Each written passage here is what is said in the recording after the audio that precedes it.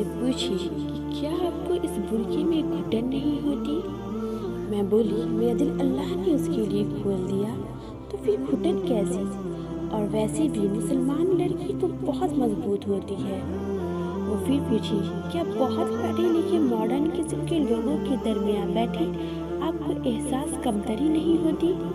میں بولی بہت ماڈرن قسم کے لوگ تو میرے جیسے ہی ہوتے ہیں نا، میری شریعت تو دنیا کی سب سے ماڈرن شریعت ہے۔ احساس کمتری تو انہیں ہونا چاہیے جو جاہلیت کے زمانے پر چل رہی ہے۔